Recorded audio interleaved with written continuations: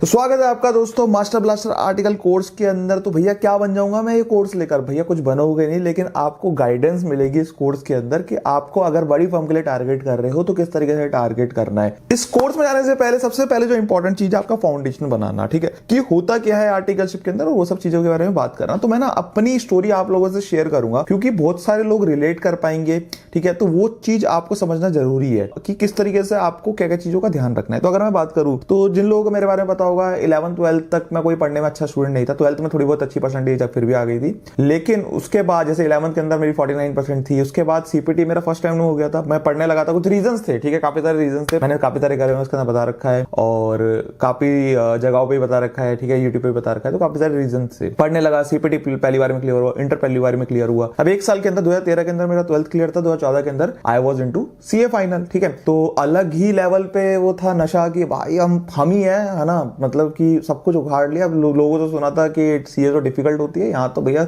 सब कुछ कर दिया है, कोई दिक्कत नहीं आ रही है। तो ये सब जो था दिमाग के अंदर, ये भ्रम टूटा जब मैंने आर्टिकलशिप के लिए अप्लाई करा। अब हुआ क्या आपको मैं बताता हूँ।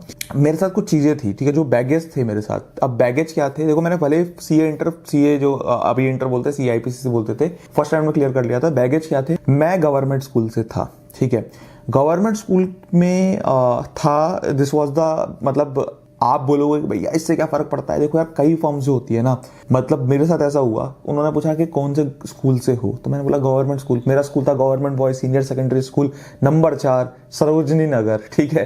सो जो द पॉइंट इज कि वहां पर वो लोग बोलते हैं कि यार हम एक प्राइवेट स्कूल वाले को प्रेफर करें ओवर गवर्नमेंट स्कूल वाले को, ठीक है, क्योंकि एक अलग ही उस समय पे तो बहुत नेगेटिव साइकोलॉजी थी। मैं तो 2013-14 की बात कर रहा हूँ। अभी तो फिर भी सुनने में आता है कि स्कूल काफी अच्छे हो गए, बेटर हो गए इन कंपेरेबल टू 10 साल पहले जो स्कूल थे। तो बहुत नेगेटिव साइकोलॉजी थी। साइकोलॉजी किस तरीके की, जो गवर्नमेंट स्कूल के बच्चे होते हैं तो बस तोड़ देते हैं यार, ठीक है, इधर उधर कुछ भी हांड रहे होते हैं, ठीक है, घूम रहे होते हैं। तो वो एक साइकोलॉजी थी। तो वहां पे मेरे को एक सेटबैक मिला, ठीक है, जब मैंने अप्लाई करना स्टार्ट करा। तो मैं आपको पहले अपने नेगेटिव चीजें बता रहा हूं कि मेरे पास क्या क्या नेगेटिव चीजें थी, सो दैट आप उसको चीज को समझ सको, ठीक है। तो ऐसा नहीं कह रहा कि मैं हर फर्म ऐसा करती है, बट जो कुछ फर्म्स हैं जो आपको, और ये जो फर्म्स होगी ना, ये कहीं ना कहीं आपकी बिग फोर जनरली ऐसा नहीं करेगी। बिग फोर आपके टैलेंट और उस पर जाएगी कि हाँ यार क्या ये एक्चुअली में कैपेबल है या नहीं है। लेकिन कुछ फर्म जो होती है उसके अंदर जो कुछ लोगों की बुद्धि खराब होती है। कुछ फर्म मतलब कि जो बिल्कुल ही, मतलब आप ये मानो जो टॉप 20 के बाद वाली भी, टॉप 20 से 50 तक वाली, 100 तक वाली, उनकी ऐसी बुद्धि भ्रष्ट होती है थोड़ी सी।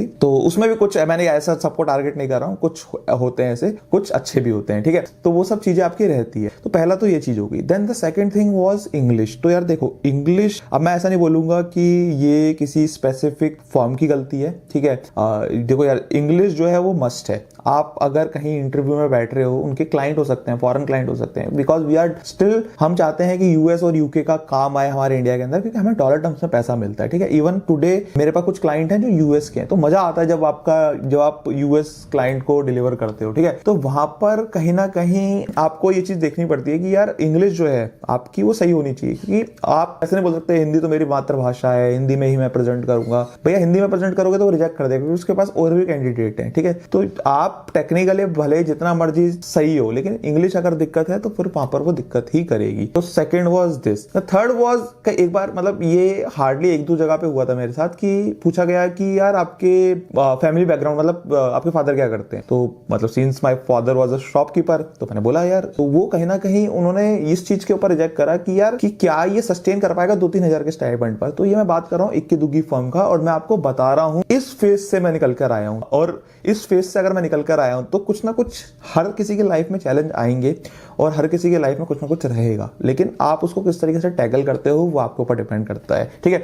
तो यहां पर जैसे मैंने बताया, सबसे पहली चीज English, government school, family background क्या है, तो ये सब चीजें दिक्कत आई। अब क्या हुआ, जैसे इसकी वजह से, मतलब इन सब चीजों की वजह से, और one of the reason was, जैसे अगर मैं आपको बताऊं कि जो मेरा रिज्यूमे था वो, मेरे को ड्राफ्टिंग स्किल्स मेरी उतनी अच्छी नहीं थी, क्योंकि मैं गवर्नमेंट स्कूल से था, आज तक कंप्यूटर नहीं चलवाया था। मैंने साइबर कैफे वाले से आके रिज्यूमे बनवाया अपना, ठीक है। मतलब आईटीटी और वो सब होता था, लेकिन इतना कोई फ्रूटफुल नहीं था, ठीक है, मतलब मेरे लिए नहीं था। तो वो सब जाके मैंने साइबर कैफे वाले से बनवाया, साइबर कैफे वाले ने बना के दिया। और साइबर कैफे वाला कैसा बनाएगा आपको पता ही है, जो ऑलरेडी स्टैंडर्डाइज साइज फॉर्मेट है वहीं से बना बनू के उसने दे दिया। और मेरा जा रहा था 2-3 पेज का, ठीक है, जो मेरा रिज्यूमे था वो 2-3 पेज में जा रहा है, कुछ भी मैं लिख रहा हूँ उसके अंदर, कुछ भी लिखा हुआ है लिटरली। अब why big four will call me, मतलब बिग फोर के पास तो मेरे से बेटर कैंडिडेट है। और उस समय पे तो यार कोई, जैसे आजकल तो इतनी अवेयरनेस है, जैसे मैं वीडियो बना रहा हूँ, आपको बता रहा हूँ, चीजों को गाइड कर रहा हूँ, उस समय इतनी अवेयरनेस ही नहीं थी चीजों के बारे में, ठीक है। मैं 2013-14 की बात कर रहा हूँ। तो अब क्या हुआ, मैंने रिज्यूमे लिया, अब देना स्टार्ट करा, कॉल ही ना आए। अब मैं कह रहा यार कॉल क्यों नहीं आ रही मेरे पास, तो मैंने क्या करा, मैं परेशान हो गया यार, सीए इंटर फर्स्ट राउंड में सब कुछ बढ़िया चल रहा है। अब मैंने क्या करा, मतलब जब मैंने ईमेल डालना स्टार्ट करा, ईमेल पे कॉल नहीं आई, तो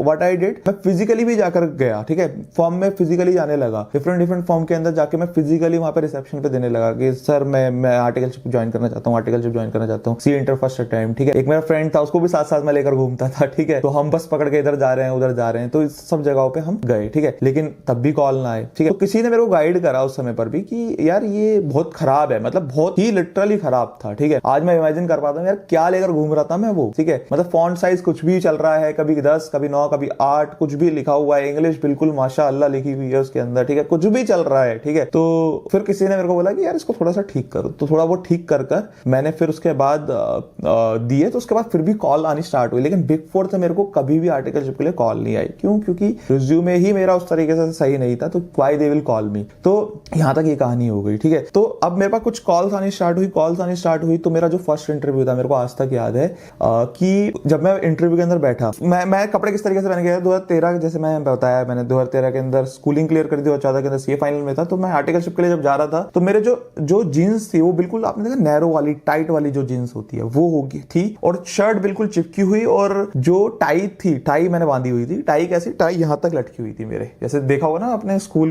के कुछ स्टूडेंट्स होते हैं, यहां तक टाई लटकी होती है, तो यहां से स्टार्ट हो रही थी, यहां से बांधी हुई, ऐसे टाई स्टार्ट हो रही है, मतलब इमेजिन कर पा रहे हो, पैंट चिपकी हुई और टाई यहां तक, और शर्ट मतलब पता नहीं मेरे को, मतलब खुली डुल्ली इस तरीके से पहन के गया हुआ हूं मैं, बिल्कुल लफंडर बन के, मतलब वही गवर्नमेंट स्कूल का स्वैग बोलो या कुछ भी बोलो, उस तरीके से था एक अभी भी माइंडसेट था, ठीक है। क्योंकि अभी आपने क्या करा, आपने जो अपनी स्टडीज करी, भले आप पढ़ाई में सही हो गए, आपने पढ़ना स्टार्ट कर दिया, ठीक है, आपको चीज समझ में आने लगी, लेकिन अभी भी आपका कहीं ना कहीं वो गवर्नमेंट स्कूल वाला तो कल्चर था ना कि यार मैं गवर्नमेंट स्कूल से आया हूं, ठीक है। तो वो क्योंकि आपको अभी तक कहीं पर भी, क्योंकि ओपन से कोर्स है, ठीक है, कॉरेस्पॉन्डेंस कोर्स है सीए जो है, तो आपको किसी ने भी सिखाया नहीं कि किस तरीके से उठना है, किस तरीके से बैठना है, ठीक है, किस तरीके से आपको ड्रेसिंग सेंस होना चाहिए, तो वो तो अभी स्कूल वाला ही कैरी कर रहा हूं मैं, ठीक है। तो वहां पे जब मैं गया तो उसने देखा, तो थोड़ा सा वो मुस्कुराया भी सही, उसने पूछा भी सही कि यार ये है, मैंने कहा कह रहा पहले तो टाई उतार के साइड में रखो, मैंने टाई उतार के साइड में रखी, तो फिर उसके बाद वहां से मेरे को समझ में आना स्टार्ट हुआ कि पहली चीज मैंने चीज देखी कि यार कहीं ना कहीं इसका मतलब मेरा ड्रेसिंग सेंस सही नहीं है, ठीक है, तो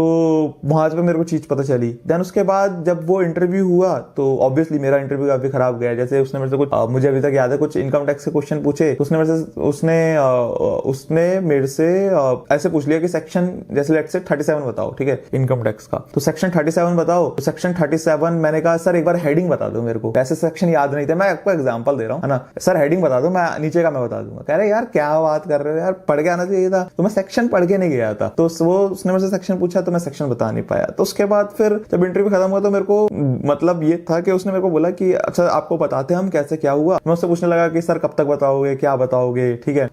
तो ये सब चीजें थी जो थोड़ी बचकानी वाली थी, लेकिन वही अगेन आइडिया नहीं था चीजों के बारे में, तो ये सब हुआ। तो समझ रहे हो आप, उस फेज से मैं उठकर आया हूँ, जो रिलेट कर पा रहे हैं बहुत लोग। तो उसके बाद काफी फॉर्म्स में मेरा रिजेक्शन हुआ ड्यू टू दीज रीजंस कि यार इंग्लिश सही नहीं है। जैसे मैं कहीं जाके पूछ लेता था कि can I speak in Hindi, ठीक है, क्योंकि मेरे को इंग्लिश में बोलना ही नहीं आता था, गवर्नमेंट स्कूल से था, तो लेकिन वो लोग वही है कि उस समय पे तो हाँ बोल देते थे, लेकिन बाद में रिजेक्ट कर देते थे। तो इस तरीके से सिलसिला चला और मेरा 15 से 20 फॉर्म्स के अंदर रिजेक्शन हुआ। मतलब मेरे को एक्जैक्टली नंबर याद नहीं है, बट हार्डली मुझे याद है कि काफी फॉर्म्स के अंदर रिजेक्शन हुआ। एक फॉर्म में तो इतना मैं नर्वस हो गया था, after it was a top 10 CA form, वहां पे मैं इंटरव्यू के लिए गया, इतना ज्यादा नर्वस था इतने सारे इंटरव्यूज रिजेक्शन के बाद कि इवनिंग में था, अराउंड 6-7-8 बजे के अराउंड था, और घुसते ही जब मैंने नॉक करा, घुसा, तो मैंने गुड इवनिंग की जगह गुड नाइट बोल दिया। इतना ज्यादा प्रेशर में था मैं, क्योंकि इतने ज्यादा रिजेक्शन मिल गए थे मेरे को, और ऑब्वियसली वहां तो मिला ही था फिर दोबारा। तो इतने सारे रिजेक्शन के बाद अब मैंने सोचा कि यार जो फॉर्म है, अब उस समय तो ये हो गया था मेरे साथ, एक लेवल ही आ गया था, क्योंकि 31 October was the last date, 31 October 2014 was the last date कि मैं 2.5 साल बाद अटेम्प्ट दे सकूं, ठीक है। तो 2017 के अंदर, मई 2017 के अंदर मैं अटेम्प्ट दे सकूं। तो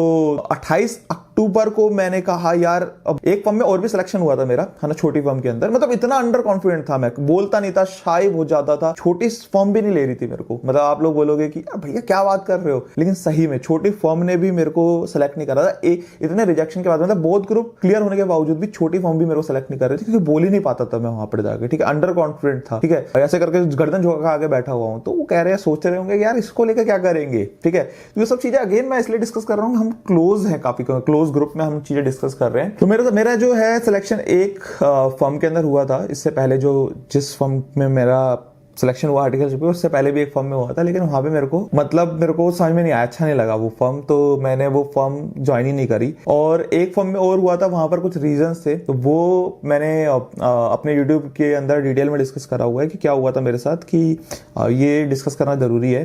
तो वहां पर क्या हुआ, वहां पे सिलेक्शन हो गया और उन्होंने मेरे को बोला कि आप एक बॉन्ड साइन कर दो, ठीक है। मतलब आफ्टर इतने रिजेक्शन मैं सब कुछ चीज के लिए रेडी था, ठीक है, मैं कुछ भी कर दूंगा यार, इतने रिजेक्शन हो गए थे। तो उन्होंने बोला एक बॉन्ड साइन कर दो आप, ठीक है, 3 साल आप कहीं छोड़ के जा नहीं सकते। मैंने कहा बिल्कुल यार, कहाँ करना है साइन ये बताओ। तो मैं सब कुछ चीज के लिए रेडी था। अब मेरे को बस ये था कि सिलेक्शन हो गया है, मेरा 31 अक्टूबर लास्ट डेट है, मेरे को आई थिंक 25 या 26 अक्टूबर चल रहा था उस समय पर भी मेरे पास हाथ में कुछ था नहीं। तो मैंने कहा कहीं पे भी साइन कर दें, कोई दिक्कत नहीं। और फॉर्म भी मेरे को ठीक ठाक लगी थी। तो अब मेरा क्या है, जब मैं उस फॉर्म को मैंने साइन कर, ठीक है, जैसे हमारा 103 फॉर्म होता है, तो 103 फॉर्म को साइन करके जब मैं आईसीआई के पास जाने लगा, ठीक है, to submit that form articleship वाला, ठीक है, और वहां पर मैं ऑलरेडी वो 3 साल का मेरे से साइन करा चुके थे बॉन्ड, कि मैं 3 साल तक कहीं छोड़ के नहीं जा सकता। तो अब मैं जब 103 जाने लगा और मैं मेट्रो में था, तो मेरे पास एक कॉल आती है, ठीक है, कॉल आती है, और कॉल जो होती है वो होती है उसी के किसी आर्टिकल की, तो उसमें ही किसी आर्टिकल की कॉल होती है उसी फॉर्म के अंदर। तो कहता है कि आप कहां पर हो। मैंने कहा अभी तो यार रास्ते में हूं मैं। कह रहा आपने अभी सबमिट तो नहीं कराया। मैंने कहा नहीं कराया। कह रहा कराना भी मत। मैंने कहा क्यों, क्या हुआ। कह रहा कल मिलो मेरे से, कल मैं बताता हूँ।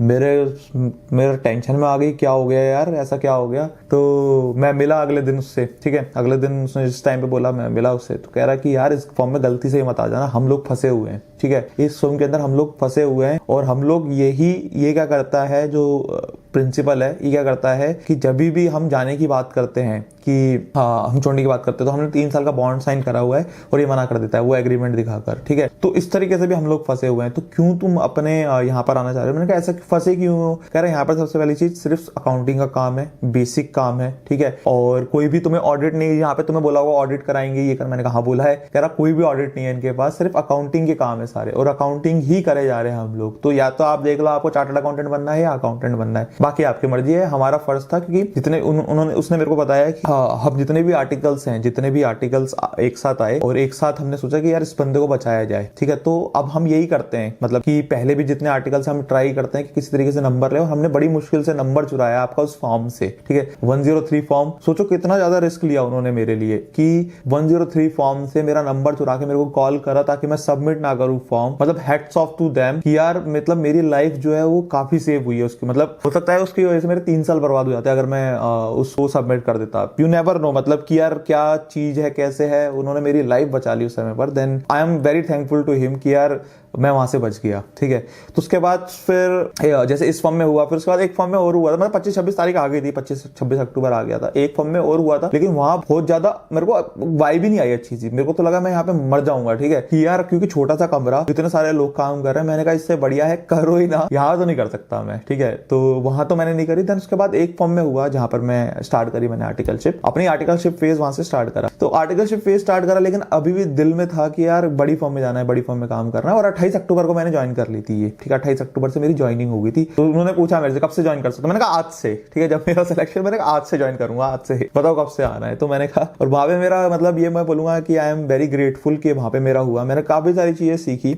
और अब क्या होता है कि जब हम बड़ी फॉर्म में नहीं जा पाते तो हम ना अपने आप को कोसते हैं कि यार भगवान मेरे साथ ऐसा क्यों कर रहे हो, है ना, बड़ी फॉर्म में मेरा सिलेक्शन क्यों नहीं हुआ, ये है वो है। लेकिन ना हम अपनी गलतियों को आइडेंटिफाई नहीं करते उस समय पे। तो वहां पे उस समय मैं भी नहीं कर रहा था। मेरे को लगा कि यार मेरे साथ ऐसा क्यों, बोल ग्रुप तो क्लियर हो गया, ऐसा क्यों वैसा क्यों। लेकिन मुझे आज रियलाइज होता है कि मैं कैपेबल ही नहीं था। आज मैं जब उन कैंडिडेट को देखता हूं, उनको देखता हूं, लोगों को देखता हूं, तो मुझे समझ में आता है कि यार दे वर मोर कैपेबल देन मी, है ना। That's why they had selected, जो interviewer they had selected to them instead of me, ठीक है। तो क्योंकि यार मैं एक नर्वस बंदा जो बोल नहीं पा रहा है इंटरव्यू के अंदर, why they will select to me over them. आप सिंपल सी एक चीज आप खुद समझो कि यार क्यों, मतलब हमें लगता है कि यार वो हमें क्यों नहीं सेलेक्ट कर रहे, भाई उनके पास 1000 कैंडिडेट हो रहे हैं, वो तुम्हें क्यों सिलेक्ट करेंगे। तो वहां पे मेरे को लगा कि यार ये चीजें, फिर मेरे को धीरे धीरे रियलाइज होने लगा कि यार ये चीजें हैं। तो मैंने अपने ऊपर काम स्टार्ट करा, ठीक है, मतलब, और मैंने बहुत ज्यादा लर्निंग करी। मतलब मुझे उस एक साल के अंदर, मतलब एक साल बाद मैंने ट्रांसफर ले लिया था, तो एक साल के अंदर मैंने बैंक ऑडिट्स, आरओसी का काम, income tax return filing, VAT, service tax, ठीक है, उस समय पे हुआ करता था, VAT, service tax, stat audit, internal audit, मतलब 11 महीने 17 दिन मैंने काम करा होगा। और मैंने उस समय में कोई कोचिंग स्टार्ट नहीं करी थी, लेकिन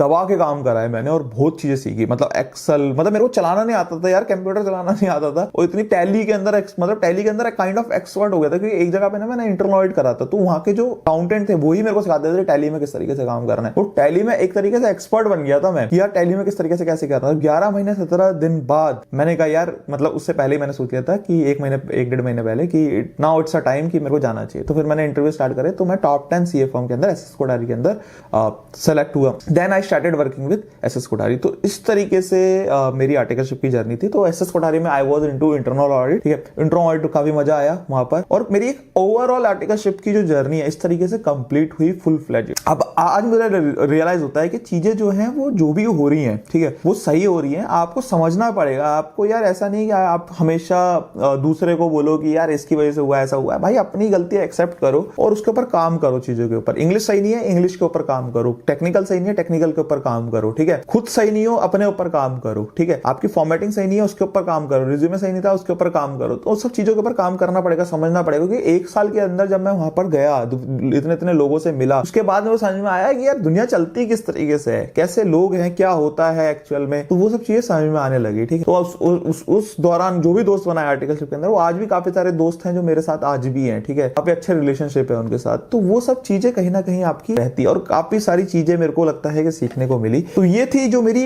एक आर्टिकलशिप की जर्नी थी। ये आप लोगों के साथ डिस्कस करना इसलिए जरूरी था क्योंकि आपको पहले फाउंडेशन समझ में आना चाहिए कि एक जर्नी मतलब मेरी किस तरीके से जर्नी थी, और कहीं ना कहीं आपको होपफुली इससे लर्निंग मिली होगी। चलो मिलते हैं हम नेक्स्ट पार्ट में।